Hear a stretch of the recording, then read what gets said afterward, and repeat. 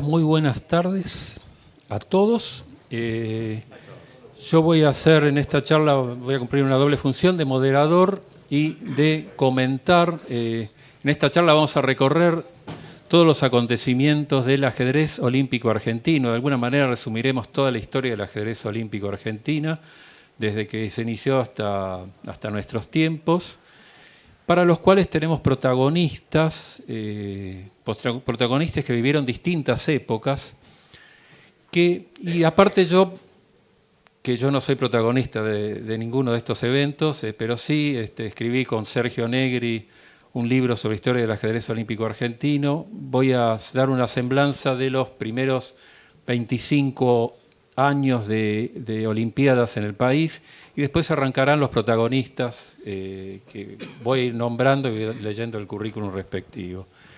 El primero de ellos va a ser el maestro internacional Raimundo García, que es docente y periodista de ajedrez, fue campeón argentino en 1963, participó en las Olimpiadas del 1964, 66, 68 y 72, y nos va a poder dar una semblanza del ajedrez olímpico en las décadas del 60 y del 70. Después escucharemos al maestro internacional Juan Carlos Hasse, docente y entrenador de ajedrez, subcampeón argentino 1982 y participó en las Olimpiadas de 1972, 78, 80 y 82, es decir que las décadas del 70 y el 80 él tiene bastante para comentar seguramente. Después escucharemos al maestro internacional Fabián Fiorito, que es docente y entrenador de ajedrez, campeón sudamericano 2000, campeón mundial sub-26 1993. Estamos en una época en una tarde de campeones mundiales. Ya estuvimos en el bloque anterior los 5 campeones por equipo. Acá tenemos uno de los campeones estuvimos con los anteriores, los 5 campeones individuales, ahora está uno de los campeones por equipos. También fue subcampeón argentino 1999, participó en la Olimpiada de 1996,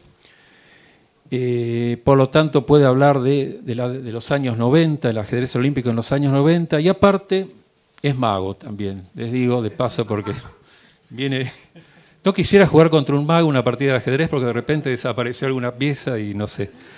Bueno, y por último, el gran maestro Diego Valerga, médico pediatra, que hasta ha sido pediatra de mi hija más chica, docente y entrenador de ajedrez, campeón mundial sub-26 en 1997, el séptimo que se agrega a la tarde de campeones de hoy, y participó en las Olimpiadas 2006 y 2010, y aparte participó como capitán del equipo o como entrenador en otras Olimpiadas del siglo XXI. Así que nos va a hablar de los últimos años del ajedrez olímpico argentino. Yo paso entonces, por orden cronológico, me toca a mí hablar de los orígenes del ajedrez olímpico. Curiosamente, el ajedrez olímpico, que es una competencia típicamente por equipos, se inició con un torneo individual, que es el torneo individual Campeonato Mundial Amateur que se jugó en París de 1924. Ese Campeonato Mundial Amateur no solamente daba un orden individual, el orden de los jugadores individuales, hay un campeón individual y todos los puestos y demás, sino que se les ocurrió también, como el campeonato se hacía en un lugar y en un año en que justo se estaba jugando la Olimpiada de París de 1924, la Olimpiada de todos los deportes, se les ocurrió también darles un premio a los países cuyos jugadores hayan acumulado más puntos. Fue una cosa un poco desprolija porque había países que concurrieron con un solo jugador, total era un campeonato individual. Otros que concurrieron con 2, Argentina concurrió con 4, y se hizo, los puntajes acumulados se sumaban y se le daba también, aparte del orden individual, un orden de méritos por país. Un detalle curioso, Grau y Palau le ganaron al mejor jugador de ese torneo, que era Max Euwe, que después fue campeón mundial. Y el otro detalle histórico es que después de ese torneo se firmó el acta fundacional de la FIDE, se creó la Federación Internacional, y ¿quién firmó, qué argentino firmó el acta fundacional de la FIDE? Roberto Grau. Así que estamos en la FIDE desde el momento cero. Les recuerdo con respecto a Roberto Grau que todo lo que mencione antes del año 40 está Roberto Grau metido. En todas las Olimpiadas que jugó él, en la organización de la Olimpiada del 39, en todas estuvo metido Grau porque no solamente era un gran jugador, sino que era un gran hacedor del ajedrez, un gestor del ajedrez. Bueno, terminó, ya estaba fundada la FIDE y decidieron hacer la primera Olimpiada Internacional en Londres de 1927, en que Argentina, damos el detalle de que Argentina salió duodécima. La segunda fue en La Haya 1928, Argentina salió octava. Después hubo un periodo de 3 Olimpiadas en que la Argentina no tomó parte por un tema que no va a sonar nada extraño para nadie. No hubo apoyo oficial para financiar los viajes, que fueron Hamburgo 1930, Praga 1931, Folkestone 1933, y sí se volvió, en Varsovia de 1935 volvió a haber apoyo oficial menguado porque se pudo ir a jugar pero sin suplentes. Los 4 jugadores tenían que jugar todas las partidas, no quedaba otra alternativa que no podía enfermarse nadie. Cosa que no pasó porque Pleschi en cierto momento se enferma, le agarra un estado gripal, 38, 39 de fiebre, y acá una de las anécdotas que cuenta Grau es que Grau va y le dice, mirá, Isaías, vos mañana estás enfermo, estás muy mal, mañana tenés que jugar nada menos que contra Erich Eliscáces, que en ese momento era uno de los mejores jugadores del mundo. A un sano seguro que te gana, aunque estuviera sano te va a ganar probablemente. Ni hablemos en el estado que estás, así que mirá, hagamos una cosa, faltás por ausencia, perdemos por ausencia, te quedás en el hotel en cama y por ahí pasado mañana ya estás mejor y podés seguir jugando. De ninguna manera, le dijo Pleschi. Yo considero que es un papelón hacer eso. Yo pienso jugar, y es más, le pienso ganar el Eliscáces. Dijo Pleschi, que era un tipo que tenía un espíritu increíble. Yo, cuando leí esta historia, cuando me informé para escribir todo esto, me quedé admiradísimo por el temperamento de Pleschi. Era un tipo optimista, positivo, siempre iba al frente. Llega el día de la partida, Pleschi le gana una excelente partida a Erich Eliscáces que, como homenaje, Grau lo incluye en su Tratado General de Ajedrez que todos conocemos. Otra anécdota que cuenta Grau y que está relacionada con esta cuestión de que había no había ningún jugador de más. Los suplentes a veces también sirven para hacer trámites administrativos.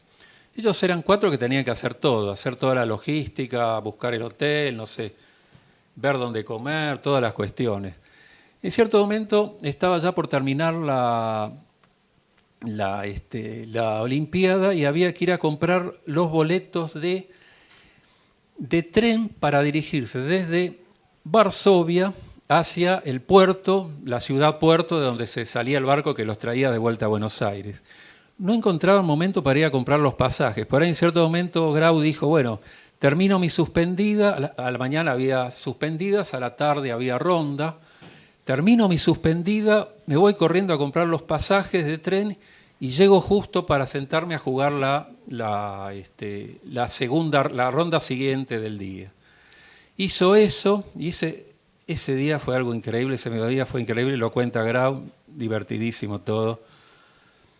Empieza Grau yendo a la oficina donde le dijeron que vendían los pasajes. Entra en una oficina, raro, no era una boletería, era una oficina. Bueno, entra, se pone de pie una persona, lo saluda en polaco, por supuesto. Grau y estaba sentado al lado otra persona que estaba en un escritorio, ahí un empleado que estaba en un escritorio. Bueno, le dije, bueno, no voy a pedírselos en español porque no va a entender, voy a probar que algo sé de francés, dijo Grau. y le pide en francés los boletos. El tipo le contesta en polaco, le hace un gesto como que no sabía de qué estaba hablando, mira al otro, al testigo, al tercero que estaba ahí sentado en el escritorio. El tipo que estaba sentado en el escritorio lo estaba mirando así con cara de nada, con los ojos desorbitados. Bueno, probaré con el español. Probó con el español, no pasó nada tampoco.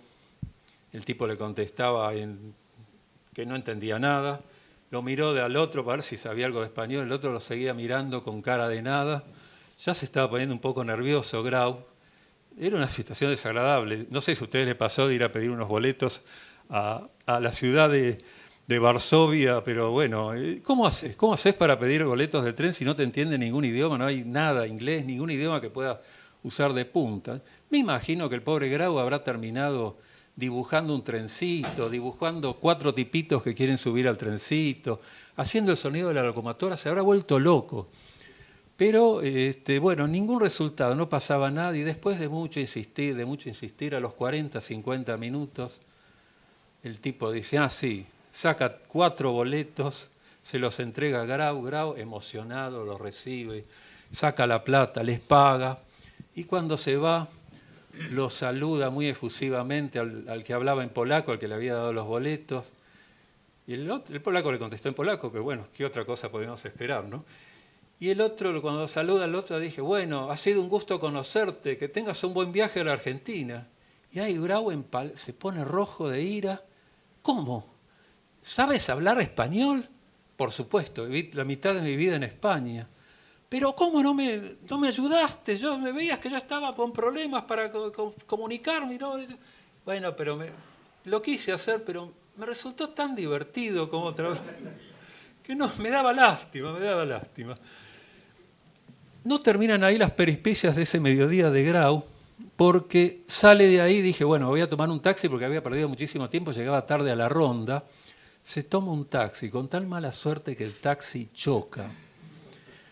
Choca el taxi y Grau, que bueno, mucho no se comunicaba con la gente, obviamente el taxista hablaría en polaco también, abre la puerta para irse porque dice, bueno, voy a buscar otro taxi, tengo que llegar al...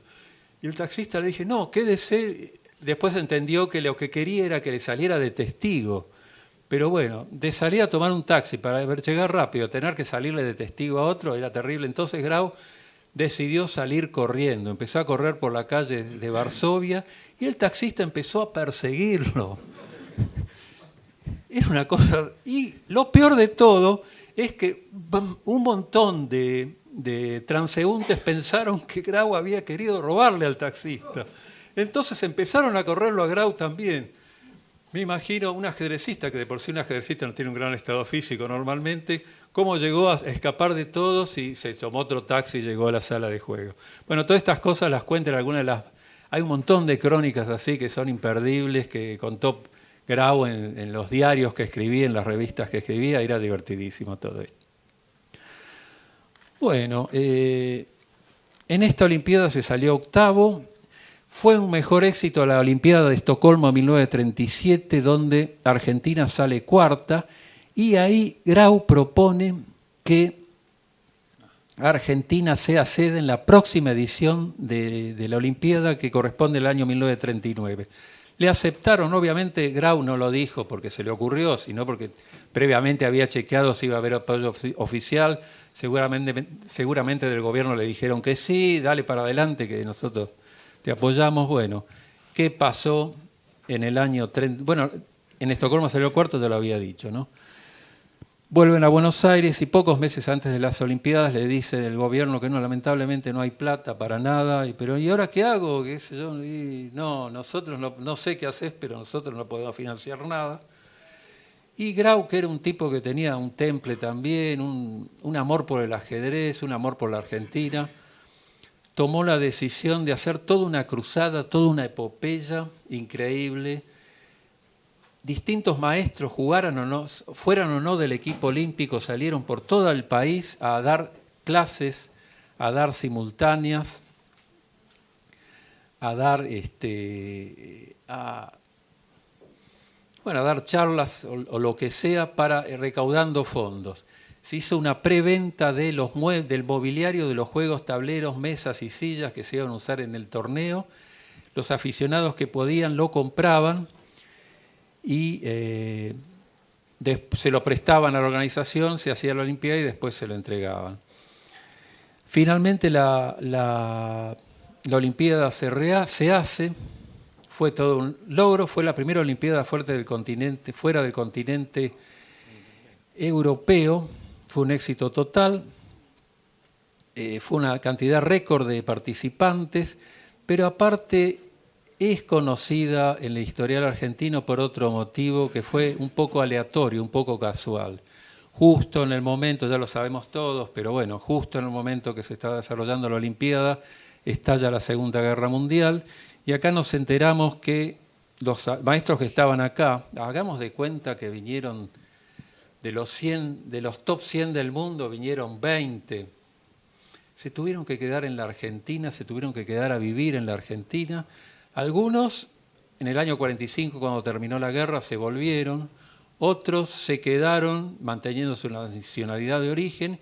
Y hubo otros que hasta cambiaron y se nacionalizaron argentinos, caso de Naidos o Elis Cases.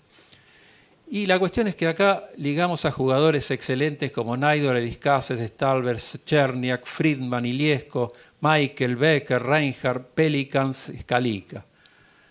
Y esto fue un momento bisagra del ajedrez argentino. Obviamente, después de la Olimpiada del 39 no se jugó nada en la década del 40 porque, una razón muy sencilla, estaban en guerra y si bien la guerra terminó en el 45, en los 5 años posteriores tampoco se jugó nada porque, bueno, estaban las heridas de la guerra, el tratar de restañar las heridas de la guerra, el desastre que era Europa, que había sido demolida prácticamente. Pero claro, ¿qué pasó en esa década del 40? Acá se siguió jugando. Los maestros extranjeros, bueno, ¿qué le iban a hacer? Estaban lejos de su patria, pero jugaron torneos.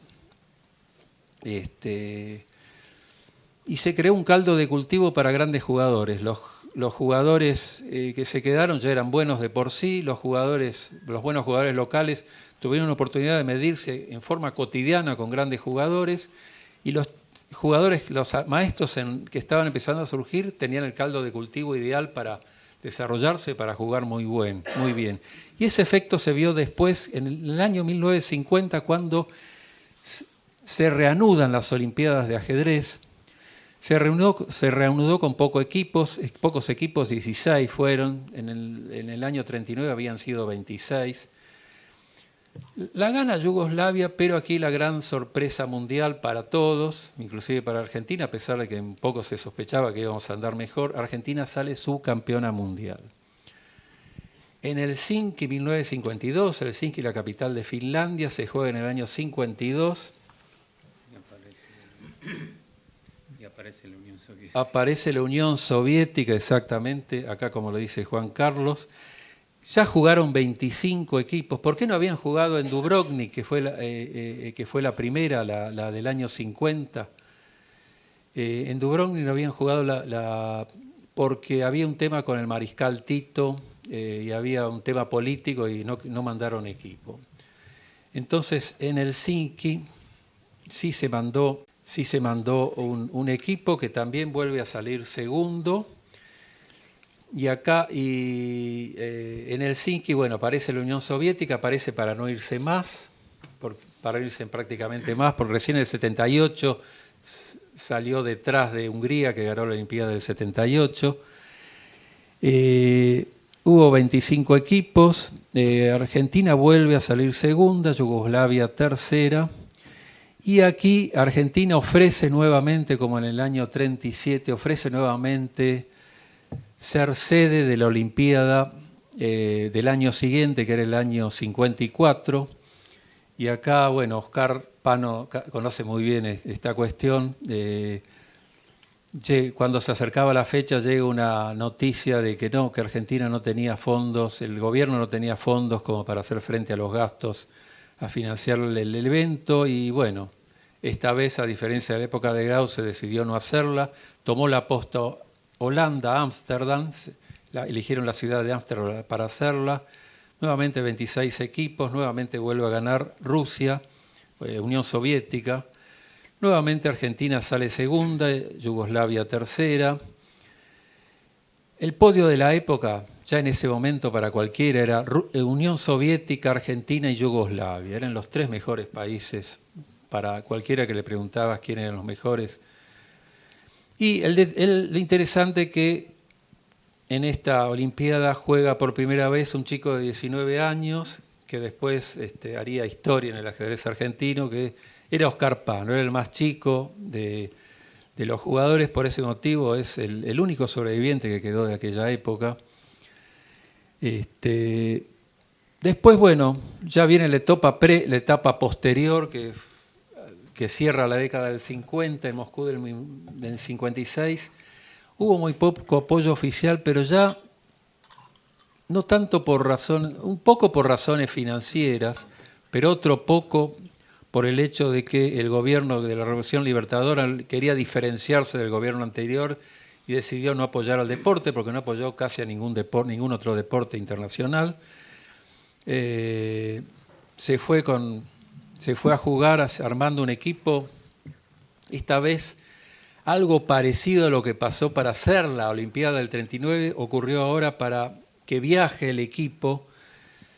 Hubo apoyo de distintas apoyos particulares, hubo rifas, hubo donaciones de instituciones y se pudo mandar un equipo que salió cuarto, lo cual no estaba nada mal, porque quedaría bastante mal después de salir subcampeón 3 veces seguida, bajar a un 10º puesto o algo así. Por penúltimo, se juega en Múnich el 58, no juega Najdorf, juega Pilnik, Pano, Eliscáces, Redolfi, Sanguinetti y Ema. Y Argentina sale tercera, por primera vez conoce la medalla de bronce en forma colectivo, y después cierra esta serie la Olimpiada de Leipzig 1960, que la década del 60 el año 60 corresponde a la década del 50, ahí juegan Najdorf, Eliscáces, Wessler y Bazán. No juega Pano porque estaba en la época que decidió concentrarse en terminar los estudios de ingeniería. Juegan Najdorf, Eliscáces, Wessler, Bazán, Schoeber y Fogelman. Argentina logra un 7º puesto. Y con esto cerramos los 25 primeros años de Olimpiadas. Le cedo la posta al maestro Raimundo García y les aclaro que él me dijo que 62, me parece. Es ajeno a mí. Es ajeno, sí. Lo que pasa es que yo le dejé la década del 60 para... El 62 lo ignoro, yo arranco en 64. Sí, perfecto, pero vos... Y si usted sigue sería fenómeno. Yo le doy el apoyo de los Sí. Sí, lo que pasa es que no preparé nada, no tengo acá en el machete, que ya he tomado la precaución de tomar, pero bueno. No hay que cubrirlas todas, Claro. No, hay una cosa importante en el 60 es que Fischer juega por primera vez. Sí.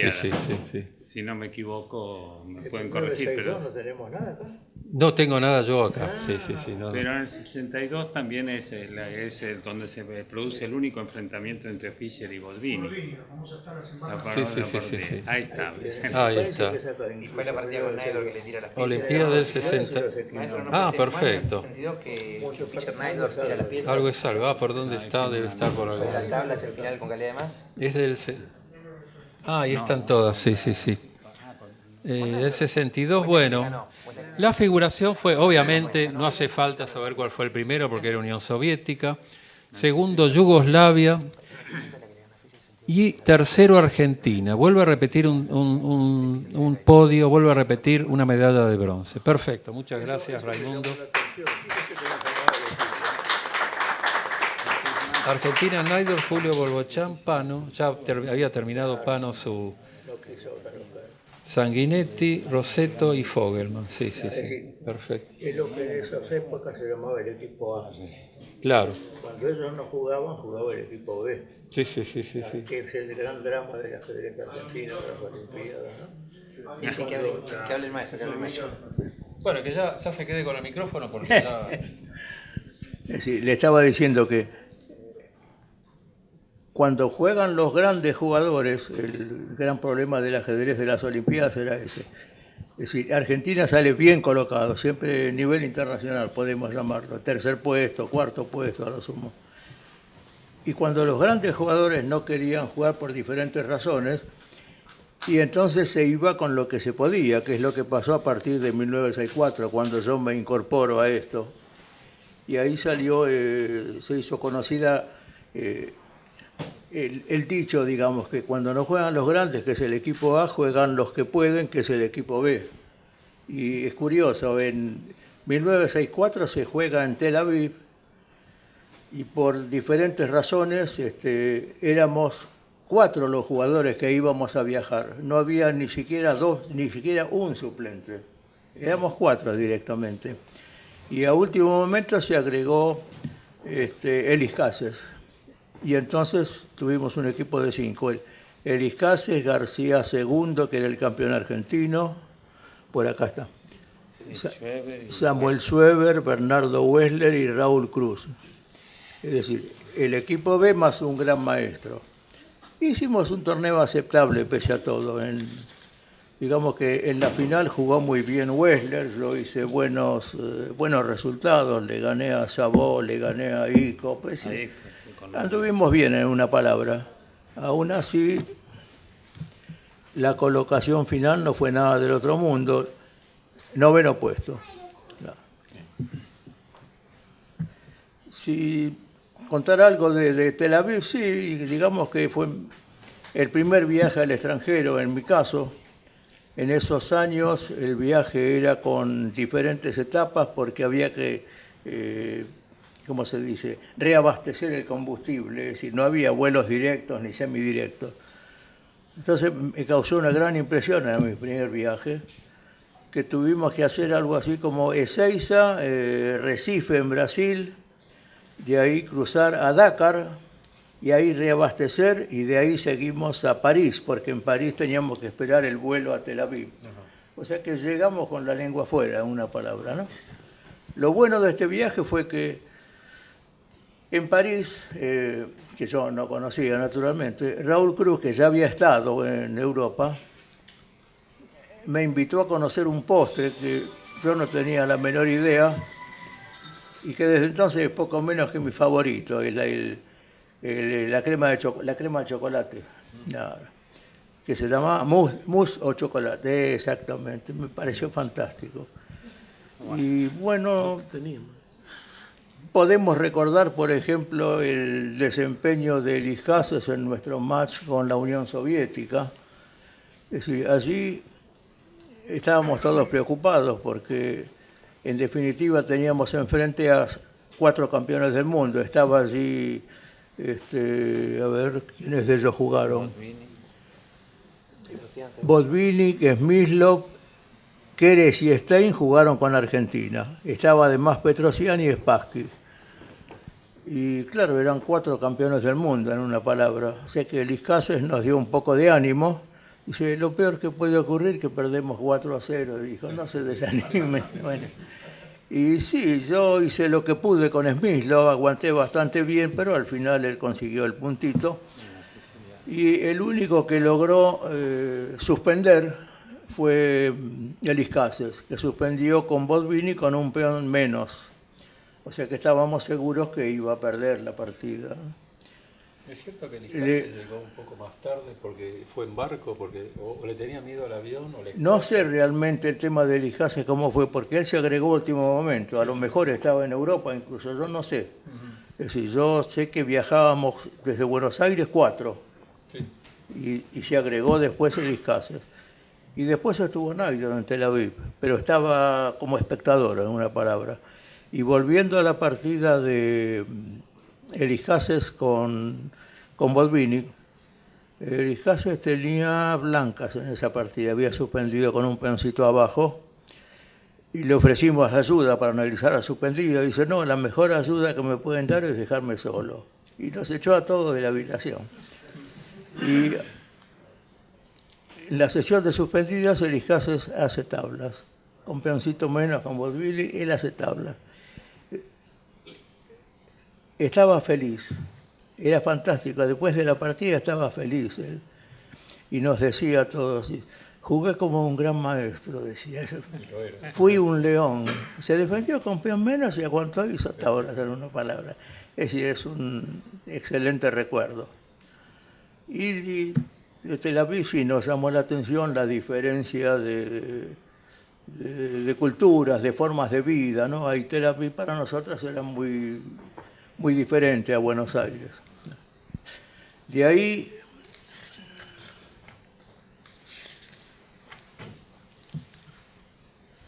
dos años después, La Habana 66, ahí el equipo forma con Naidor, Pano, Sanguinetti y Julio Bolbochán, es decir, el equipo A. A veces se lograba y a veces no se lograba. Entonces, y como quinto y sexto tablero, García y Schoeber, que eran en ese momento los de mejor ranking, supongo. Ahí también el viaje fue medio fuera de lo común, porque tuvimos que hacer la escala Buenos Aires a México, ciudad, y de allí con el vuelo cubano había que ir a La Habana. Pero la salida de México era con un control estricto de, ¿cómo se llama?, migraciones de Estados Unidos, que embarcaba los pasaportes, sale a Cuba con un sello enorme. Claro. Entonces todo eso fue muy fuera de lo común, en una palabra. Una vez en Habana, sí, ahí posiblemente para nosotros fue la mejor Olimpiada, La Habana, donde nos sentimos mejor atendidos, porque era muy afín con nosotros el estilo de la gente cubana. Y se vivía muy bien en el hotel en que estábamos alojados. Curiosamente, recién ahí comenzamos a estudiar seriamente, porque hasta Tel Aviv cada uno iba con algunas revistas, el manual de aperturas, es decir, no había información como en los tiempos actuales, en una palabra. Entonces, curiosamente, en Habana, en mitad del torneo más o menos, se aparecen los yugoslavos en la habitación nuestra y nos entregan a cada uno el informador número 1, claro, que valía $5, no fue gratis, ¿no? Pero es como que nos encontramos con un libro con todas las partidas del semestre anterior, era fantástico para nosotros, ¿no?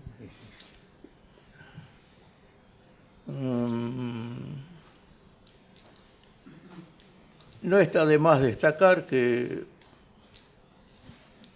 el maestro Pano aquí presente fue medalla de oro en el segundo tablero, si mal no recuerdo.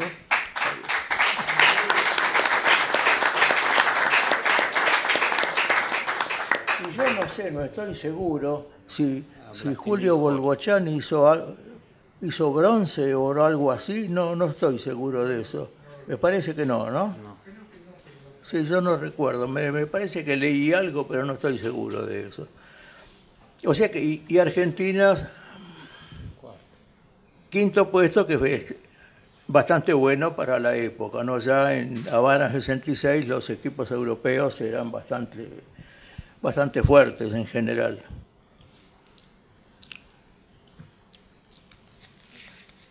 Salimos de allí y 2 años después nos vamos a Lugano, Suiza. Allí el viaje a Buenos Aires, a ver, esto tiene de curioso, el viaje de Buenos Aires fue por aerolíneas y viajamos muy bien porque nos acompañaba Emilio Rosso, que era el capitán y había sido presidente de FADA, o era presidente de FADA, y había sido directivo de aerolíneas. Entonces, si bien estábamos instalados en lo que era la clase económica o turista, en mitad del viaje él nos llevó adelante y estuvimos, no sé cómo se llamaba, primera clase tal vez, ¿no? Pero viajamos muy bien.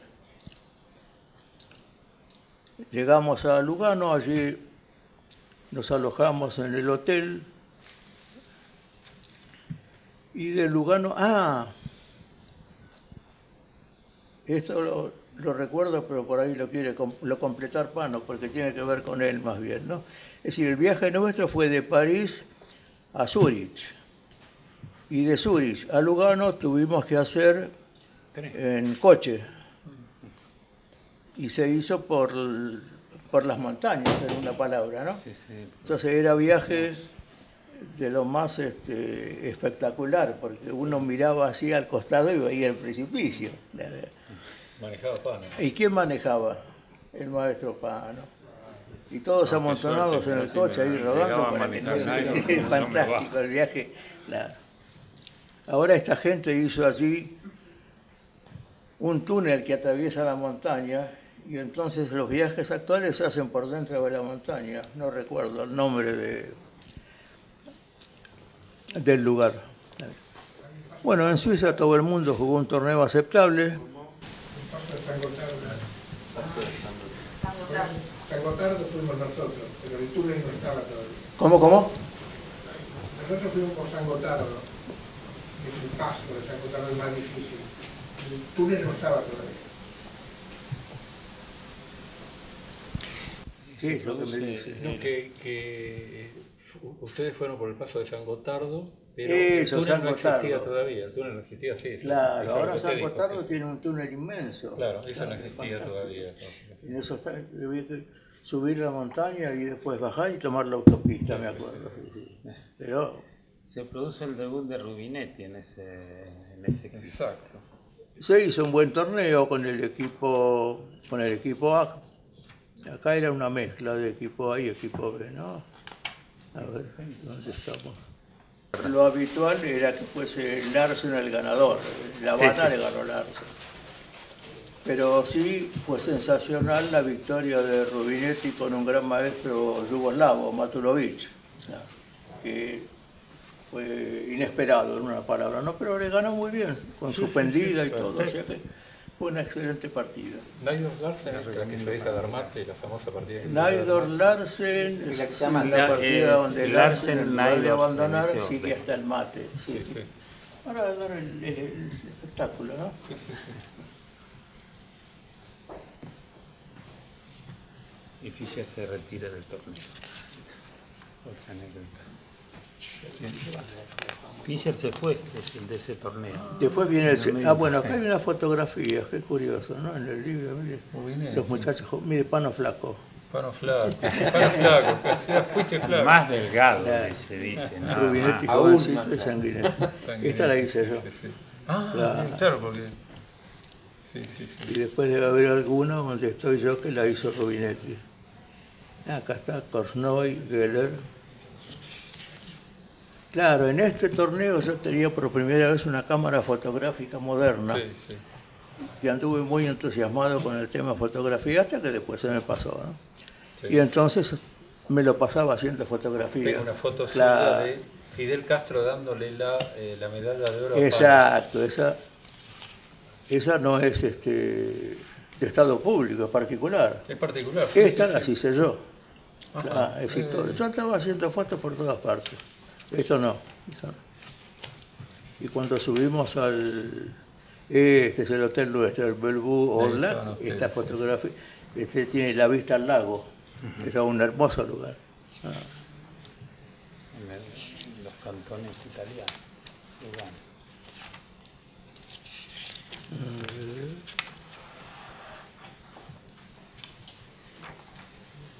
Y este soy yo joven. Ajá. Sí, sí, sí. Esta la hizo Rubinetti. Lástima que no lo pueden ver todo, estamos ¿no? ahí en el monte, Si hubiera una que de ahí pantalla. arriba se puede ver todo el alrededor.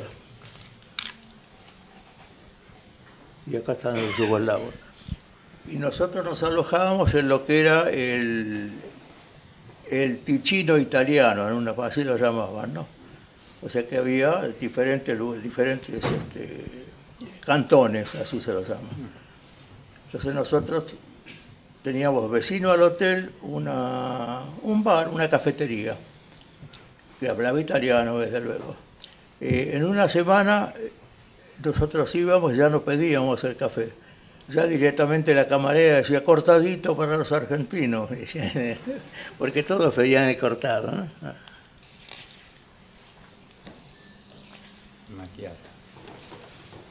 Y aquí anda Rubinetti joven y Ay, muy un servidor. Y aquí están, ¿ves? Rubinetti, Matulovic, Rosso y Naidor comentando la partida después que terminó, naturalmente. Entonces, esta fue una victoria inesperada.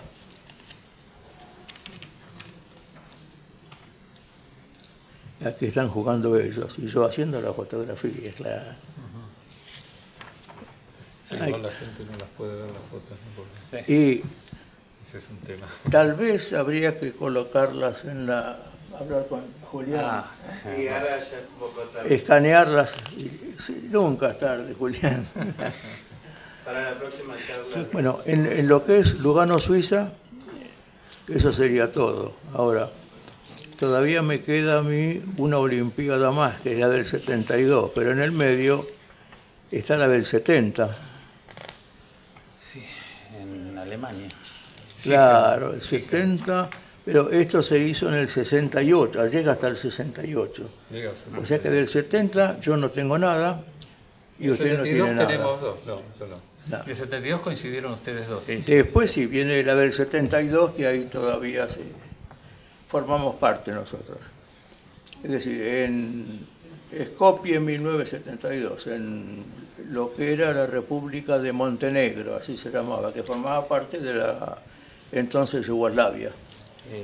Perdón, Macedonia. De Ahí- Macedonia. De Macedonia, Skopje. Que había Ahí el sido equipo destruido. también estaba complicado, fue Rosetto, García, Rubinetti, Emma De Barnos. y de Barnó y Hase o Hase y de Barnó, yo no me de acuerdo Barnos, de eso, Hase. está bien. Néstor. O sea que era un equipo modesto en una palabra, ¿no? Ya para entonces Rosetto tenía más de 50 años, o sea que hasta no aguantó jugar la final todos los días y me pasó la pelota a mí y él se dedicó a ser de capitán exclusivamente, pero lo hicimos bastante bien en general. Y creo que eso es todo por lo que a mí respecta, ¿no? Yo puedo seguir hablando, pero le paso la posta al maestro Hassen, me parece. Sí, ahora le toca a Hasse.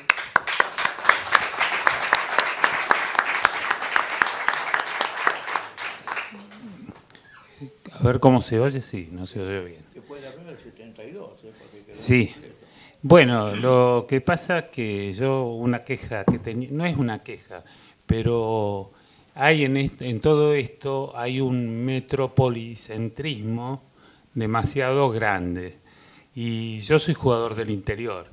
Y a mí me costó muchísimo, muchas cosas. Entre otras que yo ya llego casi como Nobel y a la vez veterano, porque ya 24 años para alguien que comienza es mucho. Pero es, por ejemplo, yo santafesino como soy, una de las cosas que siempre nos quedó atragantados fue que el primer Juan Carlos de Santa Fe, Juan Carlos Klein, no pudo viajar a Tel Aviv por esa situación de la economía. Y verlo desde el interior, lo que es llegar nomás a veces a los campeonatos argentinos, ya era difícil. En mi caso, por ejemplo, yo no tenía prácticamente otra experiencia que los torneos argentinos. No era invitado a magistrales ni nada por el estilo. Yo, en mi caso, por ejemplo, la primera vez que, ustedes dicen la primera vez a Europa, yo la primera vez que llegué al mar fue para jugar el campeonato juvenil. Así que me sentí un poquito como en la deuda interna después cuando lo vi. En el 72, una de las cosas que nos pasaron, el equipo, bueno, era como era. Y yo también, yo sí jugué bastante. Lo más importante probablemente desde el punto de vista mío fue conocer una serie de cosas. Lo primero fue el viaje. El avión de aerolínea se retrasó por un problema de un motor y qué lástima, nos tuvimos que quedar un día en París. Bueno, ¿qué se le va a hacer? ¿Qué se le va a hacer? La habitación del hotel para mí era tan fabulosa que yo no sabía si ir al centro de París o quedarme a recorrerla. Así que tengo la anécdota con Jaime Emma que quisimos tomar mate y él que sabía un poco de francés, o él decía que sabía francés, probablemente supiera porque era bastante preparado, pidió agua caliente y nos mandaron el plomero. Así, pensando que había algún problema con el agua caliente, pero no, eso no era eso. Yo le dije, pero ¿sabés francés? Pudimos tomar mate. Y interesante fue que después pudimos viajar a Belgrado y ahí nos encontramos con el equipo soviético. Fue algo para mí, ya de hecho, yo después de leerlos y de verlos no sé dónde, darle la mano a Botvinnik y a Smith, qué es eso, fue, como decía Jaime Emma, yo por una semana no me lavo las manos. De Barnot, en cambio, que era un personaje, es un personaje, le dio la mano a todos, apoyado contra el borde y así, como es el Pichi. Nuestro desarrollo fue el primer torneo, no sé si no fue el último torneo que se jugó por zonas. Y teníamos además el peso de la historia del ajedrez argentino y se pensó que ni siquiera íbamos a llegar a la final. En la última, sin embargo, salimos segundos en la zona y pudimos arribar a la final. En la final, en mi caso yo tuve un desempeño que nunca supe si no hice norma de maestro internacional. Nadie me lo explicaba eso. Y nadie tampoco se sabían esas cosas. Yo recuerdo que, por ejemplo, Jorge Rubinetti le avisaron en su momento, en un zonal sudamericano, cuando ya estaba jugando la partida, era que si ganaba contra Vicente Riego Prieto de Paraguay, si ganaba tenía el título de maestro internacional. Y hasta que lo secó en más de 100 jugadas. Así que, pero hubo performances interesantes. Aquí el maestro le ganó a Anderson, una muy buena partida. De Barnot, por supuesto, como le ganó a Timan en una partida complicada donde llegó a tener 2 peones de menos. Y en mi caso llegó el famoso match contra la Unión Soviética. Eso no te olvides. En el famoso match contra la Unión Soviética, que por supuesto era la penúltima ronda y parecía que la Unión Soviética se llevaba el torneo galopando. Pero, claro, se enfrentaban con lo que decían los suplentes de los suplentes. Porque de Barnot y yo jugábamos seguro siempre, ya para ese entonces. Y el equipo se completó era Raimundo García, Rubinetti, de Barnot, Ace. Bueno, vamos a poner enfrente quienes estaban. Petrosian, Korchnoi, Smyslov y Karpov. Entonces, cuando uno lo ve a eso, dice, bueno. Y la sorpresa empieza cuando, terminando la tercera hora, Karpov me propone tablas y yo hasta el día de hoy estoy atragantado por haber aceptado. Pero bueno, yo siempre medio punto para el equipo, era medio punto para el equipo y bueno, lo acepté, yo creo que estoy un poco mejor. Y poquito tiempo después, de Barnot, que había estado inferior, lo engancha con una jugada muy difícil, y Smyslov le propone tablas. Y de Barnot, al estilo de Barnot, se acerca a Rossetto y le dice, che, Rossetto, el coso me propone tablas. El Rossetto no cabía en su indignación frente a esa manifestación porque era muy amigo con Smyslov. Y bueno, acepta y quedaban las otras dos partidas. Un detalle que me lo contó de Barnot en su momento, que Rossetto la respuesta de Rossetto fue, si papá te pide tablas, aceptala. Sí. Bueno, y las otras dos partidas, Rubinetti tenía clara ventaja contra Korchnoi y Raimundo estaba contra Petrosian en una partida que era una partida pareja. Para suspender. Para suspender, sí. Y lo cierto es que Rossetto le dice a Keres, que para colmo el capitán era Keres. Yo después me entero, por ejemplo, de que Keres decide que juegue Karpov conmigo porque jugando con Negra era más seguro. Si no, me hubiera tocado contra tal. Le hubiera tenido más liviana, seguro, ¿viste? que después tal se reía, los veía las posiciones y se reía, no sé por qué, pero parecía que disfrutaba de que los otros sufrieran. Y Kere finalmente dice, no, pero me van a matar porque 2-2 con este equipo. Y bueno, dice, bueno, pero finalmente acepta y esas son las 4 tablas. No fueron unas tablas arregladas, sino que fueron así.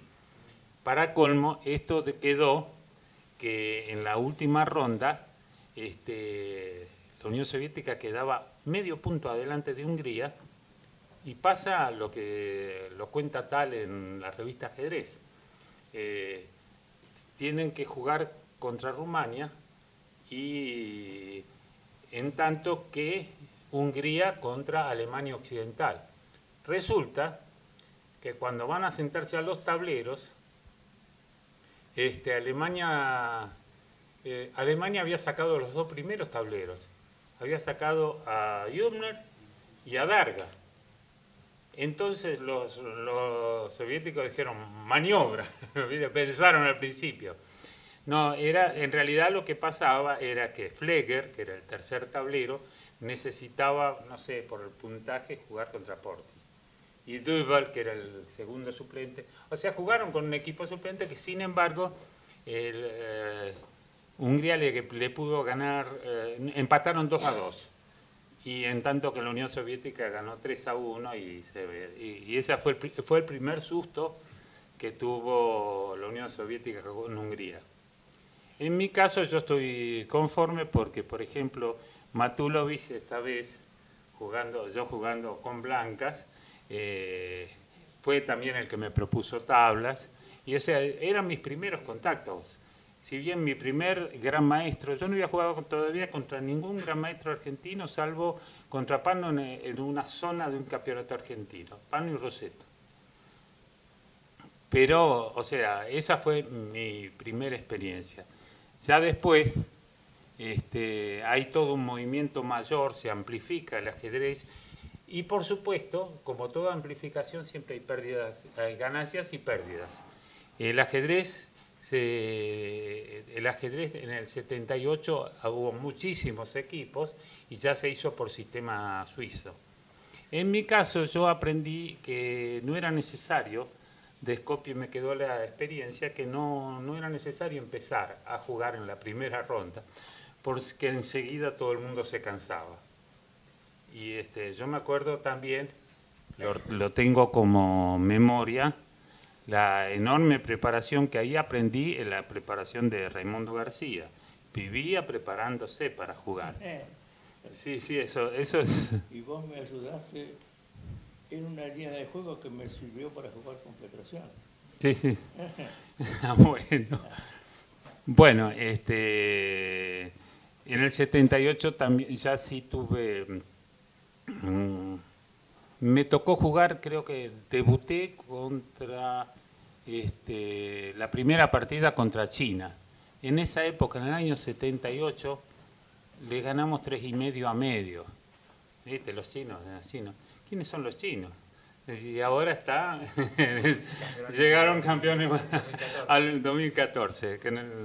Bueno, a mí me tocó ganar una partida contra un jugador que después le hizo una pintura, una miniatura a un gran maestro holandés que lo consideran una de las proezas de los jugadores chinos. ¿Sí? Que por supuesto el capital era... El remate de Damage 1, ¿no? Sí. No, eso es en Malta, a Conrad Donner.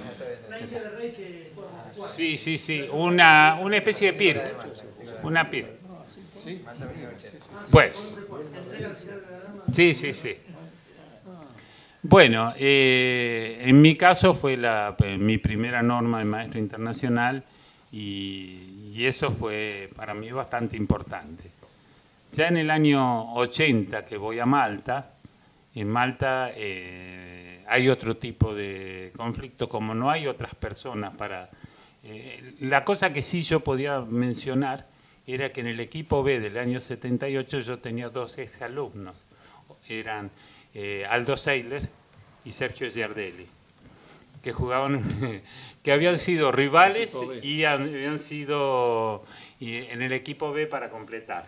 Sí, habían sido rivales y habían compartido el profesor, en este caso, en mi caso, con Sergio Giardelli, también lo pude acompañar al Mundial Juvenil. Y eso para mí era un poco gratificante y casi una marca en el orillo de saber de que después me tocó ser, que mis alumnos fueran mejores que yo. Llegar al caso de haber tenido, qué sé yo, a Pablo Ricardi, a Pablo Lafuente. Y eso me llena tanto de satisfacción como una especie de continuidad de lo mío. En el 80, en Malta, yo empecé muy bien, ya como suplente, empecé recién en la 5ª ronda, y entre otras cosas yo había tenido un accidente muy severo en marzo del 80, del cual tuve 3 operaciones. Jugar el campeonato argentino ya para mí fue un premio, y en realidad con ciertas irregularidades reglamentarias. Llegué a jugar en el equipo porque terminé jugando un desempate contra Jorge Smetan y pude ganarle, y para mí jugar en la Olimpiada fue un extra, nada más. Yo con jugar el campeonato argentino me conformaba después del accidente. Y fue un torneo donde fue mi mejor resultado, porque hice 5 sobre 6, o sea, 4 ganadas, 2 tablas, pero tuve otro tipo de conflictos. En el año 82, en Lucerna, en cambio, fui integrante de un equipo donde yo fui uno de los el punto flojo del equipo. Pero creo que nunca hubo un equipo argentino tan combativo. Para darles una idea, de las 14 matches, se ganaron 10 y se perdieron 4. No hubo ningún match donde se empatara o se resolviera rápido. Y hubo una competencia que fue muy buena para nosotros entre Cámpora y Quinteros, porque competían, había otra serie de conflictos que en este caso sirvió para bien, porque los dos rindieron más de lo que habitualmente. Quinteros le ganó, entre otras, le ganó a Portis, y el que jugó el ajedrez más lindo, sin embargo, fue otro que se nos fue también, que fue Luis Marco Bronstein, que yo le he comentado algunas partidas. Recomiendo las partidas de Bronstein del 82 de Lucerna, no las de Juan Carlos Arce, nada más. Bueno, ahora me tocaría a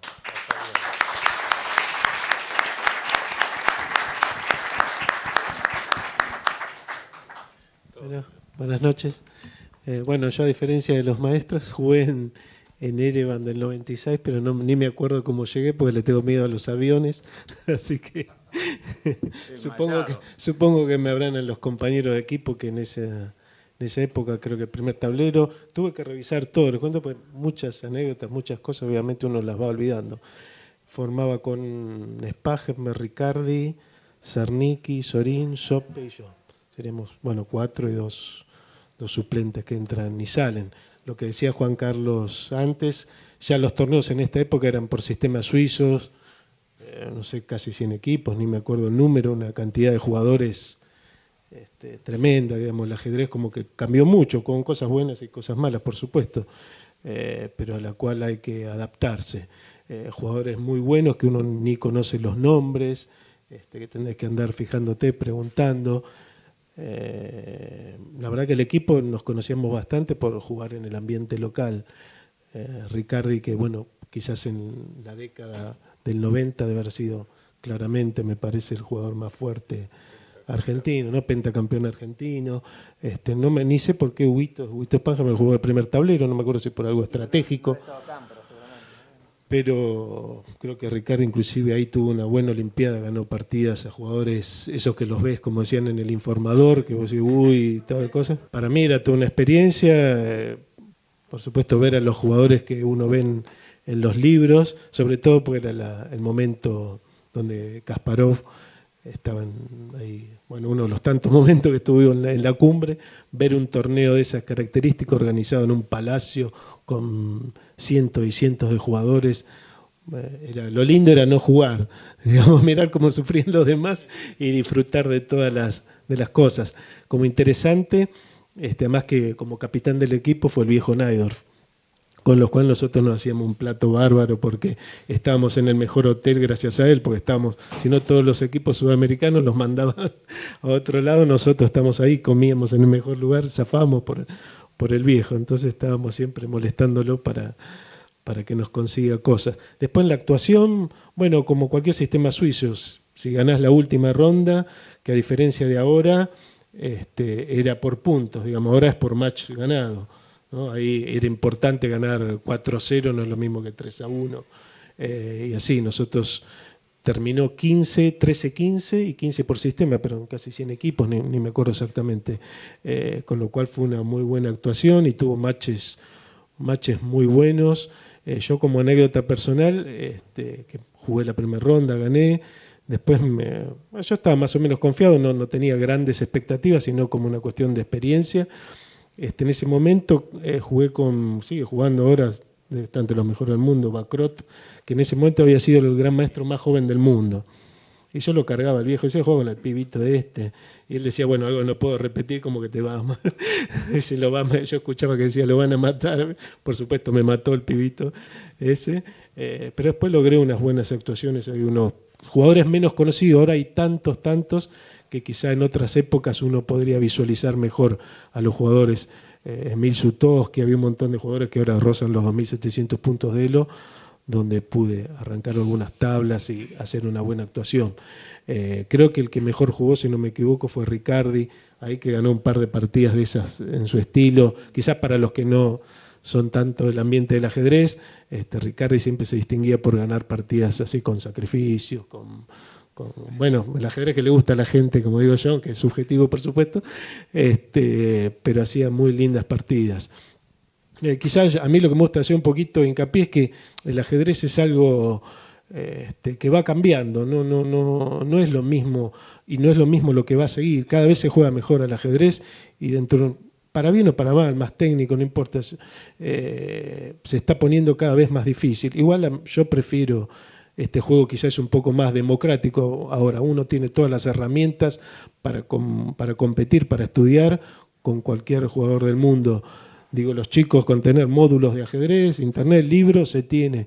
Quizás en otra época no teníamos esas facilidades. Quizás la desventaja que siempre tuvo Argentina, que siempre tuvo muchísimos jugadores buenos, al menos yo hablo por la época que viví, es que en un momento se veía truncada la posibilidad por el tema geográfico, simplemente de estar lejos de Europa y llegar muchos chicos muy buenos, entre 12 y 20 años, pero que bueno, hay que sponsorearlos para poder viajar, para competir en Europa tenés que costearte los viajes y todo eso siempre fue muy difícil. Y en lo técnico inclusive, porque el contacto con jugadores de superelito y eso un poco se puede reemplazar con el estudio a base de la información que hay ahora. A mí personalmente me gusta, aunque se perdió cierto romanticismo, me gusta un poco el ajedrez de ahora y el que va a venir. Con respecto a Argentina, nosotros quedamos la verdad muy contentos. Para mí es el torneo más lindo, quizás coincidimos, que un jugador de ajedrez puede jugar, a pesar del ajedrez ser un deporte muy individual. Jugar una olimpiada, aunque sea una solita, es una cosa hermosa, ver las banderas, estar hinchando todo el tiempo y eso, vivirlo afuera también haciendo fuerza para que los jugadores ganen, para ver en la tabla cómo te posicionás, con quién te puede tocar, las preparaciones en equipos, a las noches preparando, bueno, mañana jugás con eso. El ajedrez, una de las cosas que da, creo que es la posibilidad de hacer amigos y enemigos, por supuesto, también, pero muchos de mis mejores amigos son, por supuesto, del ambiente del ajedrez. Conocés seguramente amigos y gente que capaz que la ves después de 15 años porque tuviste la suerte de volver a viajar. Y, digamos, no solo la parte ajedrecística, sino todo lo que representa una olimpiada de ajedrez. conocer lugares que uno no iría nunca, digamos, yo de vacaciones a Ereván no se me cruza por la cabeza, y los lugares insólitos que se juegan las Olimpiadas de ajedrez, que solo uno puede conocer por medio de eso. Después, a diferencia, bueno, el ajedrez se puso un poco más difícil, después Diego lo va a explicar quizá un poquito mejor, porque inclusive vivió una época más moderna, inclusive la que viví yo, aunque no hay muchos años de diferencia. Lo que decía Raimundo, él contó la anécdota muy linda que los yugoslavos le regalaron el primer informador. Quizás para algunos que no conocen tanto, el informador es el libro por excelencia de mi generación más importante para el estudio de la teoría del ajedrez, que son las mejores partidas comentadas por los mejores jugadores del último semestre. Ahora creo que salen cada 3 meses, no sé, 2 meses, y ya nadie los lee porque está todo por las computadoras. Pero además que está seleccionada por aperturas, entonces uno podía seguir, bueno, en la apertura hasta que juego yo, a ver qué se está jugando, que el otro. Me acuerdo porque yo me fui con además de la valija de la ropa, con la valija con los informadores. Igual creo que el recuerdo más lindo que tengo yo son las horas de análisis. Después nos juntábamos en el que estamos en un hotel bueno, gracias al viejo Naidor que lo pinchamos para que lo consiga, íbamos a analizar a la pieza de él. Con la excusa de él lo mandamos a Pablo Sarnicki, que ahora se fue, a que le robe las cosas de la heladera porque conseguía comida buena, no sé qué. Y mientras todos mirábamos las partidas del día, por supuesto, el viejo nos criticaba, ¿no? Como esta no, y seguía intacto. Nos ganaba los análisis, por supuesto, lo teníamos que agarrar dormido para que eso no pase, y analizábamos las partidas. Había boletines de torneo, ahora a un chico le decís boletín de torneo, y ¿cómo no está no, es directamente como otro mundo. Eso es lo que me parece interesante. Analizando las Olimpiadas de ajedrez se puede ver toda una evolución en el siglo, al menos lo que respecta a ajedrez, de los avances, para bien y para mal, en todo sentido. Yo es un torneo que siempre voy a recordar como algo lindo, además que nos fue bastante bien. Estábamos preclasificados, no sé, como 30 y quedamos 13-15, 15 por sistema, que igual es lo de menos, porque a veces el suizo es un poco engañoso. Si ganás la última, Argentina le ganamos 4-0 a Indonesia. Si hubiéramos hecho un punto menos, en un suizo te pasan 10 equipos. Pero en general, durante el torneo se jugó bastante bien, quizá un poquito mejor de lo que se esperaba. Y también saber que a veces uno ve, y el consejo quizá para los más chicos, que entrenando, estudiando, se puede, son todos, no hay nadie imbatible, son todos humanos. Lo que decía, bueno, los jugadores que veía ahí y después le podían hacer partidas, siempre, digamos, uno tiene a veces un poco endiosado algunos jugadores que bien merecidos se lo tienen, pero que nadie nace con el gen del ajedrez, así que supongo que entrenando y estudiando se puede superar eso. Bueno, nada más, digamos eso. Después la Olimpiada siguiente, el 96, no sé, como siempre, hubo problemas con la federación, yo no viajé, me correspondía, no viajé, no sé qué pasó. Y bueno, después vinieron las nuevas camadas de chicos que ahora el joven Valerga les va a comentar.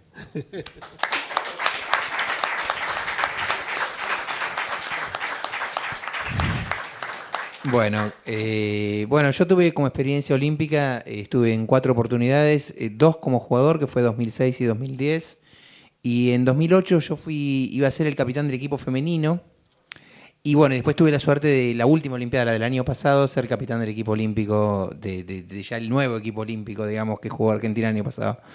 Voy a empezar por el principio. En 2006 yo estaba bien de ranking, pero probablemente los jugadores me habían pedido que yo vaya como capitán para 2006. Yo iba a ser capitán en esa Olimpiada. Y Cámpora tuvo un problema de salud un mes antes, o 3 semanas antes de la Olimpiada. Y a mí me correspondía, yo era hubiera sido el siguiente jugador. La Olimpiada del 2006 es la última Olimpiada que se jugó con 2 suplentes, con 4 titulares y 2 suplentes. Digamos, yo era suplente del sexto, digamos. Entonces, bueno, finalmente fui el sexto hombre, digamos, en la Olimpiada de Turín 2006, que fue una Olimpiada que fue la última con el formato de puntos absolutos. A partir de la Olimpiada de 2008 se empezó a jugar por match ganado. Y en esa Olimpiada 2006 fue una Olimpiada que tuvo algunas cosas características que para el equipo argentino particularmente se nos dio que teníamos un jugador en un muy buen nivel mundial, como era Rubén Felguera en ese momento, y justo Rubén tuvo un problema de salud muy grave durante la Olimpiada. Tuvo una enfermedad, de hecho, una enfermedad no viene al caso, pero vale decir que estaba muy anémico y estaba realmente con problemas de salud, y él tuvo que dejar el equipo en la sexta ronda. Y para un equipo digamos, digamos, yo al estar en la función de capitán me pasó a ser bastante analítico respecto de los números del equipo argentino, y yo puedo decir que sacando la Olimpiada del 94, donde Cámpora descolló como primer tablero, Argentina en general siempre lleva un equipo donde la diferencia entre el primero y el último no es muy grande. Entonces habitualmente tenemos un cuarto tablero muy bueno y un primero medio flojo. Si uno tuviera que decirlo, digamos, comparado con equipos con ranking parecido. Entonces siempre nos faltó un buen primer tablero. Prácticamente los últimos años siempre nos falta eso. Porque uno ve equipos de nuestro nivel, yo qué sé, Eslovenia, bueno, tiene a Beliaski. Y después los demás son parejos o peores. Pero bueno, en general muchas veces pasa no sé, Uzbekistán. Uzbekistán es un equipo parejo con nosotros. De hecho, Argentina le ganó el año pasado en Bakú. Pero Uzbekistán tiene casi ganado en el primer tablero, tiene 2.700. Entonces, bueno, para ganar a Uzbekistán, como pasó el año pasado, perdimos el primer tablero y tuvimos que hacer puntos abajo. Entonces, bueno, tuvo que ganar Pichot un final, bueno, no importa, pero muchas veces nos pasa que nos falta un primer tablero. Justo en 2006 teníamos uno, porque Felguera estaba en un gran momento. Estaba top 100 del mundo, estaba jugando muy bien, y bueno, ese problema de salud no solo nos dejó sin el mejor jugador del equipo, sino que, bueno, encima de la mitad del torneo fue una Olimpiada que no fue una buena Olimpiada. Bueno, yo gané 3 partidas, perdí 3. No fue, Pablo Zarnicki anduvo aceptablemente, que era el quinto jugador, así que éramos los que tuvimos que jugar más de lo que en teoría íbamos a jugar, pero digamos el peso del equipo estaba en Peralta o en Ricardi, y bueno, y Flores era el debutante también en esa Olimpiada.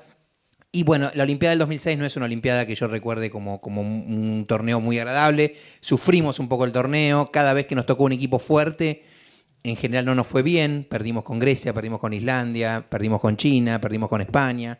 O sea, digamos, los matches duros los perdimos todos.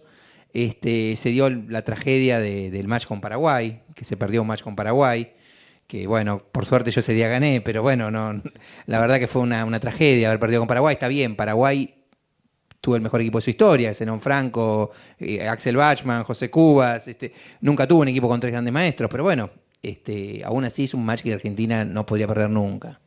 Por supuesto que fue la segunda mitad del torneo cuando ya Felguera no estaba, pero bueno, no viene al caso. La Olimpiada del 2008, yo ya estaba en otro rol, yo iba a ser capitán del equipo femenino, y a último momento Pablo Ricardi no fue de capitán del masculino, que iba a ser el capitán él, así que fui capitán de los dos, de alguna manera, por decirlo, porque era el jugador que se ocupaba un poco de todo. Entonces, durante la ronda hacía un poco de capitán de los dos, aunque para el entrenamiento y para la preparación era capitán del femenino yo, porque la verdad que yo a los chicos la preparación hoy es tan individual de uno con la computadora que es muy difícil para mí ayudarlos a veces a jugadores tan preparados, y en cambio con el equipo femenino sentía que yo era mucho más útil.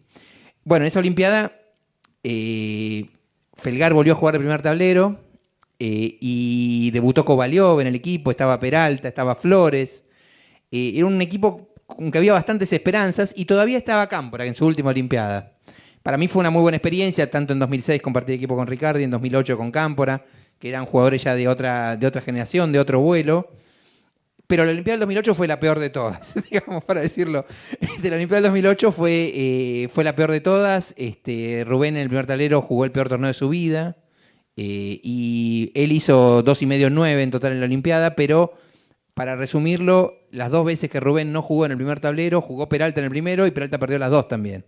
Entonces quiere decir que Argentina en el primer tablero hizo 2,5 en 11 en una Olimpiada, cosa que hace que el resto del equipo es muy difícil remarlo. Flores jugó una buena Olimpiada, Kovaliov jugó con altibajos, pero la posición final desde 2008 fue la peor de la historia, aunque fue equivalente a la del 2002, muy parecida a la del 2002, que yo no estuve en esa por lo menos, y en esta estuve de capitán, pero bueno, capitán del femenino. Pero no, la verdad que la Olimpiada del 2008 fue muy mala, y también hay algo que perjudica que es importante también tener en cuenta lo que es el suizo. Cuando se cambia el formato en 2008, se pasa a jugar match ganado. Y se puso una variante que todavía existe en Bakú, que cuando uno ve el fixture a veces no lo puede entender, que es que después de la tercera ronda no se ordena por ranking, se ordena por tabla de posiciones, para aumentar el azar. Son esos inventos de la FIDE que a mí me resultan completamente inexplicables. Pero Argentina, por ejemplo, en la Olimpiada de Dresde le pasa que venía muy mal y las últimas 3 rondas tienen matches durísimos, Estonia, Filipinas. O sea, matches muy duros que Argentina no puede ganar, hace 2-2 y bueno, y pierde 2,5 con Filipinas en el último match y termina en un puesto insólito, 60 y pico, un puesto que no tiene ningún sentido ni realidad. Bueno, algo muy parecido pasó también en Bakú, cuando por algunas rondas le fue mal a Argentina. En un momento nos pasó que jugábamos con Suecia y éramos los 2 equipos de más ranking con ese puntaje y nos tocaba jugar entre nosotros. Bueno, por suerte el que perdió fue Suecia y Suecia quedó, no sé, como en el puesto 80.000. Y Argentina, como ganó los últimos matches, terminó haciendo una buena actuación. Pero muchas veces, con esto lo que quiero decir que a veces en el suizo hay que ver cómo fue el match del equipo. Por ejemplo, Argentina es una excelente olimpiada en el 94 y la posición final fue creo que igual que la preclasificación, la del 30. Pero Argentina, Cámpora ganó una medalla de oro, Sarnic ganó una medalla de plata, hizo 2-2 con el equipo que fue segundo en la Olimpiada, que fue Rusia B. Jugó. A veces pasa que el resultado final no coincide.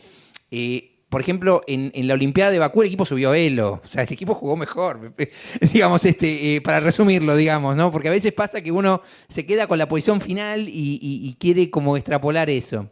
Bueno, sigo cronológicamente, perdónenme que me dispersé.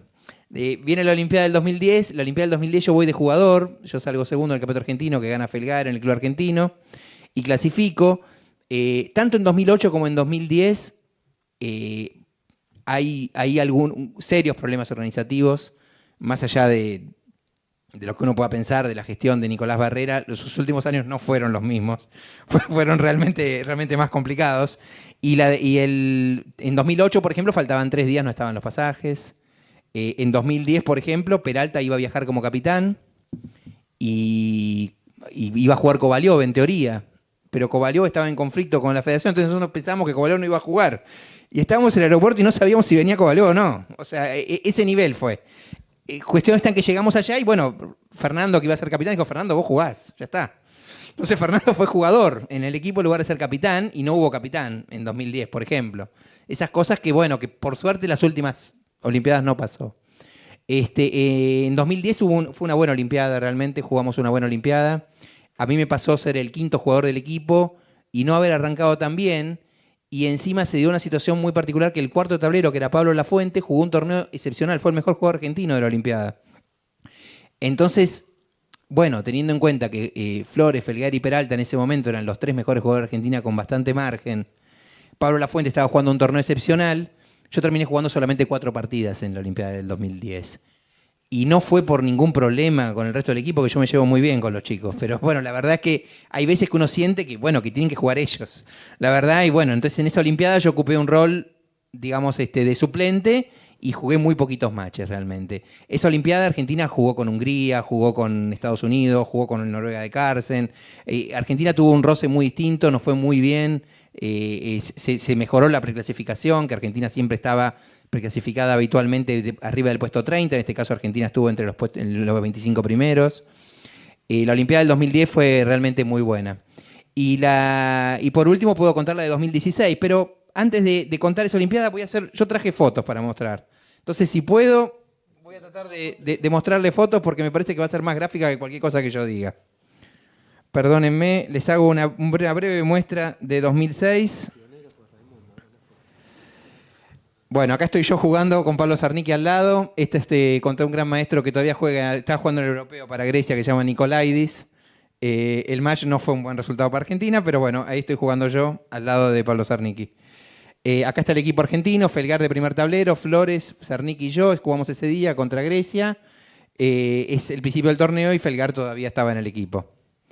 Bueno, este es en Turín 2006, aprovechando una ronda que no me tocó jugar. Esta es la entrada de la Villa Olímpica, donde se jugó porque Turín fue sede de los Juegos Olímpicos de Invierno ese mismo año y usaron la Villa Olímpica. La Villa Olímpica suena muy linda cuando uno está 1 o 2 días, no cuando uno está 14, como estuvimos nosotros, y vas a comer a un comedor donde te tiran la comidita así, y para poder salir a cobrar un kiosco enfrente tenés que caminar 8 cuadras.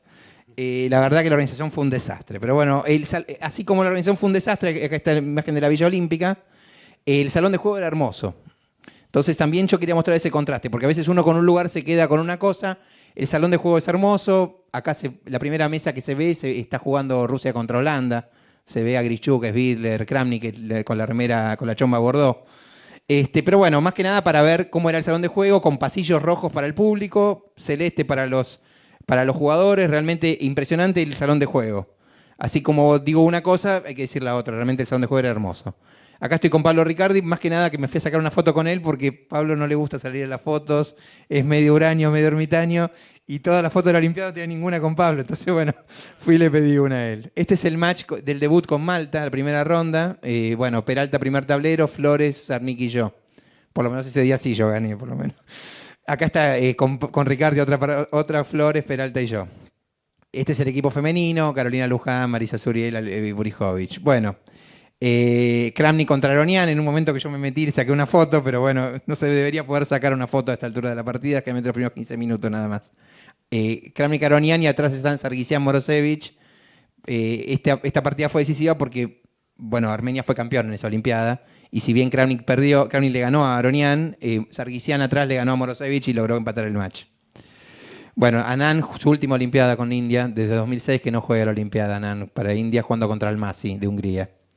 Diego Flores en una foto en el salón de juego para que se vea bien cómo es el salón de juego y cómo es la parte del público y la parte de la gente. Y las chicas con Korchnoi, pero bueno, no sé si se llega a ver muy bien, pero el equipo olímpico femenino entero se sacó una foto con Korchnoi, está un poco oscura la foto. Y está Diego Flores colado, ¿verdad? Sí, correcto. Bueno, fotos tontas el día libre en Turín. Felgar está un poquito anémico, pero bueno, no viene al caso, pobre Rubén. Después de este día se enfermó, pero bueno. Sí, no, bueno, estábamos fotos tontas, los chicos eran jóvenes, yo era el más viejo del equipo. Bueno, vamos a la siguiente, espérenme un cachito. ¿Dónde tengo? Ay, se me borró todo, perdónenme, ya vuelvo, no se preocupen. Dresde 2008, esta es la Olimpiada, no tengo muchas fotos, así que lo voy a hacer rápido, no se preocupen. Este es el equipo argentino, Felgaer, Peralta, Flores y Cámpora en su última Olimpiada, jugando contra Alemania B. El primer tablero de Alemania B es Meyer, que hoy es uno de los mejores jugadores de Alemania. Acá está el equipo olímpico femenino, bueno, con Carolina Luján Parada, que era la primer tablero. Claudia Mura volvió a jugar una Olimpiada para Argentina después de muchos años. Acá están los 4 Beatles, Kovalyov, Peralta, Flores y Felgaer en Dresde, caminando. Esta es una foto de Cholula que me saqué yo con Topalov. Acá está el equipo olímpico de vuelta, Felgaer, Peralta, Kovalyov y Flores. El salón de juego de Dresde, que era un desastre. Así como había tanta gente en los pasillos que no se podía caminar, y yo que supuestamente era capitán de los dos, a veces me quedaba con las chicas en un lugar, no llegaba a ver el equipo olímpico masculino, llegaba a ver a uno, a otro. Los organizadores cobraban entrada, le daban un pase VIP a la gente para que pase entre los jugadores. Y bueno, estaba totalmente saturado. Ahí está el equipo, digamos, que jugó. Yo saqué la foto, así que está Felgaer, La Fuente, Flores y Peralta. Este hotel entero se inauguró para la Olimpiada. Realmente esta Olimpiada tuvo una organización que fue excepcional. Realmente es increíble la organización que hicieron. El presupuesto que tuvo esta Olimpiada es increíble. Este es el equipo olímpico jugando contra Emiratos Árabes Unidos. Flores, Felgaer, La Fuente y yo contra el equipo olímpico de Emiratos Árabes Unidos. Acá están las chicas también. Florencia Fernández ya estaba en el equipo. Bueno, Carolina Luján, Amura, Plazaola y Zuriel. Bueno, fotos paseando en Khanty-Mansiysk, en Siberia, aún cuando estábamos en primavera, realmente hacía frío. Acá está Karpov, hubo una campaña muy fuerte en ese momento, estaban Karpov y Kasparov juntos, porque fue en ese momento donde Karpov fue candidato a presidente de la FIDE, que terminó perdiendo la elección con Ilukimov. Más que nada de esta foto, yo había una foto que no pude sacar, pero en un momento la gente de seguridad le pedía por favor a Kasparov que se saque una foto con él, o Karpov. Algo que nos pasaría a nosotros acá cuando, si viene Palermo, viene, no sé, viene Francescoli, no sé, por así decirlo, digamos, bueno, los rusos lo tenían con Karpov y Kasparov, el fanatismo que tienen por el ajedrez es algo que es difícil de explicar. Bueno, la inauguración fue algo fastuoso, fue una obra de teatro difícil de explicar, impresionante, y el salón de juego era muy bueno. No dejaban a la gente estar en los pasillos, acá no nos podíamos colar nunca cuando no te tocaba jugar, te echaban de cualquier manera, pero muy bueno el lugar y lo único que al ser un lugar tan inhóspito no había público casi. Si uno mira las tribunas vacías. Era muy bueno, pero bueno, es para ver por internet. Bueno, más fotos de la inauguración, realmente era una cosa fastuosa, impresionante. Y esta es una foto, la foto rara, cada uno señalando al otro que nos sacamos, pero bueno. En las calles de Cantimansig. Pero bueno, una foto pava hay que sacarse siempre y bueno. Acá estoy jugando contra el de Japón la primera ronda. Y acá está Flores jugando con Carsen y yo estoy en el cuarto tablero. No fue un buen match de Argentina, tampoco fue una buena partida de Diego esa, que jugó un buen año en el primer tablero, pero no fue buena esta. Y Karpov y Kasparov juntos haciendo campaña. Bueno, acá estamos con las chicas también, acá está el equipo olímpico masculino entero y viendo los afiches que había de ajedrez en una calle peatonal para mostrar lo popular que era la Olimpiada en ese momento. El equipo femenino y bueno, volvemos para atrás. No los voy a detener mucho, ya termino. Y vamos a la última Olimpiada, porque esto debe ser divertido de hablar. Yo estuve en una función rara como capitán. Función rara me refiero porque yo ya ahora, por más que todavía juego con los chicos, a veces hasta les gano, a veces hago tablas, pero pierdo mucho más de lo que... hoy por hoy ya no estoy en el nivel para estar en el equipo, digamos, como jugador, pero creo que como la experiencia que pude aportar fue bastante buena. Esta es la delegación argentina completa. Está el equipo olímpico, digamos, que fue el año pasado, con Felgar ocupando el rol de entrenador del equipo femenino, un rol que ocupó muy bien. Y el equipo masculino ya, bueno, es con Peralta juego de primer tablero, Mareco, Pérez Ponza, Flores, Pichot. Con respecto al, bueno, otra foto de la inauguración en Bakú, realmente Azerbaiyán, me hizo acordar bastante a Cantimansig en algún sentido en cuanto a la pasión que tienen por el juego. Hicieron una inauguración también muy impresionante y era una política de Estado, el presidente, la inauguración. O sea, uno ve lo popular que es el juego en Azerbaiyán, realmente me sorprendió mucho. Realmente la inauguración fue impresionante también. Algunas fotos como para tomar idea, digamos, de lo que fue un juego de luces increíble y la verdad que impresionante para ver. Bueno, después nos ponían micros para llevarnos a la sala de juego, siempre íbamos en transporte perfecto. Y lo único que puedo comentar sobre esta Olimpiada que tuvo muy particular es que hay una paranoia anti-cheating que se está viviendo que es terrible, digamos. La posibilidad de que un jugador tenga un dispositivo electrónico hace que ya a la entrada es obligatorio pasar por un detector de metales. Cuando cada vez que vas al baño alguien te puede requisar en cualquier momento. Hay que avisarle al árbitro cuando vas al baño. Y a mí como capitán me sentí mucho más incómodo habiendo vivido otras Olimpiadas anteriores, porque el capitán está un poco en el ojo de la tormenta. Esto de la paranoia anti-cheating, es bueno que se sepa que en la Olimpiada del 2010 hubo un caso conocido, que por ahí la gente no lo conoce, pero en 2010 hubo un jugador del equipo francés que se llamaba Feller, que hizo trampa en el equipo. De hecho hizo trampa en casi toda la Olimpiada y lo ayudaba el capitán que le pasaba jugadas. Bueno, la Federación Francesa terminó suspendiendo a Feller por 5 años, al capitán por vida. La FIDE lo suspendió también a Feller de la lista del juego, aunque después volvió a jugar, pero muchos años después ya. Y bueno, todavía si vos le preguntás a los españoles, que perdieron 2,5 y medio, habiendo perdido Feller, digamos con Feller ese día, o a los ingleses, que Francia le ganó 2,5 y medio, con Feller ganando una partida increíble contra Howell, que se las recomiendo en 2010, donde metió 30 jugadas de máquina, impresionante. Bueno, si un jugador de 2.600 lo hace trampa, entonces uno se imagina que, bueno, que es lógico también en cierto sentido este tipo de la paranoia anti-cheating. Esto pasó porque, por ejemplo, Judith Polgar, que era capitán del equipo masculino, hizo una carta pidiendo a la organización que quite la regla de pedir permiso al árbitro para ir al baño. Decía que era como una falta de respeto, digamos, que para el jugador tener que pedir permiso. Algunos estaban de acuerdo, otros no. La realidad es que cuando nosotros nos tocó jugar en las mesas de arriba, los árbitros nos dejaban tranquilos. O sea, digamos, como que a las estrellas no los molestan. ¿Viste? Entonces, cuando jugamos con Estados Unidos, el árbitro no le decía nada, ni a los norteamericanos, ni a mí, ni a nada. Bueno, otra cosa que está prohibida, que antes no pasaba, el capitán no puede pasar nunca por el pasillo de enfrente de sus jugadores. A ver si yo puedo hacer una seña. Entonces, si yo llego a pasar por ahí, el árbitro me sanciona. Yo tenía que estar, bueno, qué sé yo, si alguien vio la Copa Davis, por lo menos me pusieron una silla. Estaba como Orzanik sentado ahí y bueno, y nada más. La verdad que ni siquiera podía charlar con nadie. Sí. A diferencia de otras épocas, el viejo Naidor se sentaba en la silla del que le tocaba jugar como capitán. Pero el viejo Naidor me imagino hablando a los gritos con todo el mundo en toda la Olimpiada, ¿no? Pero bueno, yo no podía hacer esto. Bueno, este es el debut argentino contra Jamaica. Jugó Pichot, ahí aparezco yo parado, no sé, mirando, no sé qué estoy haciendo. Y el resto del equipo, Mareco, Pérez Ponce y Flores. Este es el presidente de la FIDE y Lujimov viendo a Azerbaiyán. Mamediarov en el primer tablero, Rajabov en el segundo, Mamedov en el tercero. Azerbaiyán, digamos, tuvo el presidente, bueno, tuvo muchísima, digamos, prensa. Este es el equipo del debut, después de haber ganado 3,5 a medio. Bueno, festejando en la pileta del hotel el día que le ganamos a Suiza. Digamos, a veces algún día una foto tonta siempre hay que poner. Y en Bakú, que Bakú, para decirlo, es como si fuera Mar del Plata, si alguien, por la geografía, digamos, el Mar Caspio, no es el Océano Atlántico, pero si uno sigue la curva, nosotros estábamos como si fuéramos en el casino de Mar del Plata o en el hotel provincial, y esto se jugaba en el Torreón del Monje, más o menos. Para tomar una idea de dónde se jugaba, la Escollera Norte. El salón de juego está ahí, que digamos, está en plena península, podemos decir, y era un lugar realmente hermoso para ver. Y bueno, después había taxis ploteados con la Olimpiada. Esta es una foto sacada en la calle de Bakú, que no tiene nada que ver con el torneo, son simplemente que estaban ploteados con eso.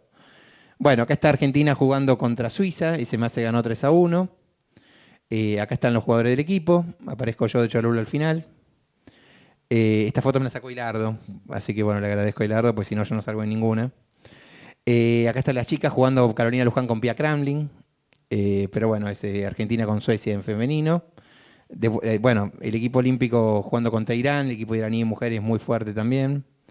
Bueno, más fotos de las chicas jugando contra Uruguay. Acá Argentina jugando contra China, acá estoy yo contra China. China era el campeón olímpico en ese momento. Pérez Ponza está sentado contra Dinh Liren. Acá está la partida que Mareco le gana a Wang Yue. Pérez Ponza pierde con Dinh Liren, que Dinh Liren ahora va a jugar el torneo de candidatos, fue subcampeón de la FIDE. Y en el fondo está Pichot jugando contra Wei Ji. Bueno, acá está el equipo argentino justo en la mesa donde jugaban las chicas, así que sale el cartel de las chicas. Y Mareco jugando con Nakamura, una partida estuvo muy cerca de ganar y no pudo. Y bueno, el salón de juego realmente hermoso, realmente no hay nada para decir, así como me quejé un poquito las dos primeras, tanto en Khanty-Mansiysk como especialmente en Bakú, fue impresionante la organización, realmente el lugar de juego realmente era impresionante. No los molesto más, los dejo.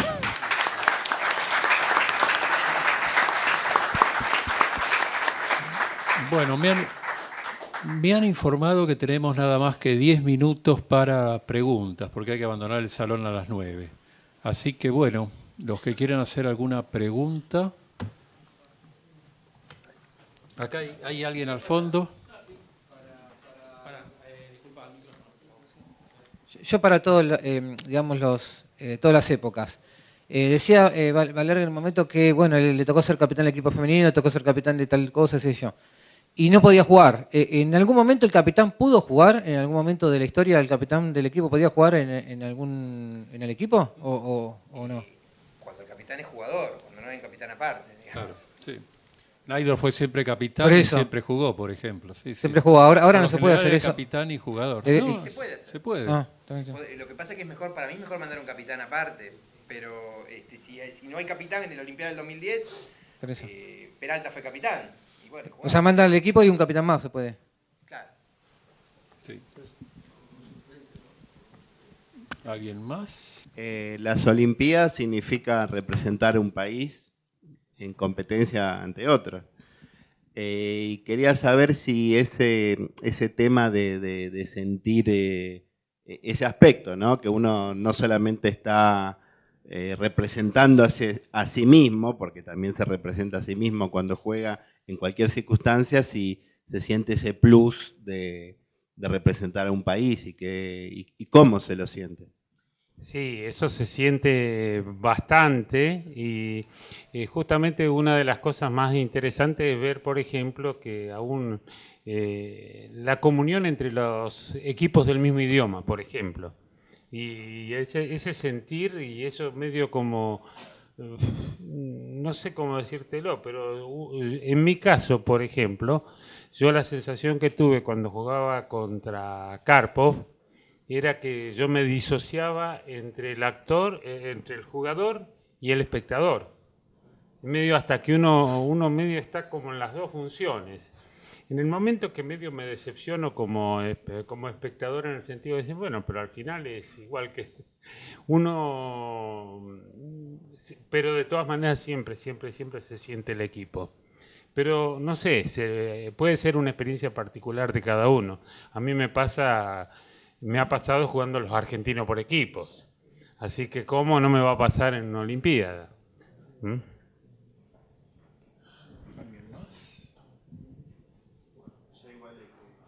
Bueno, tenemos 5 minutos si alguien quiere hacer una última pregunta. Si no, bueno, listo, cerramos acá entonces. Bueno, agradecemos a todos.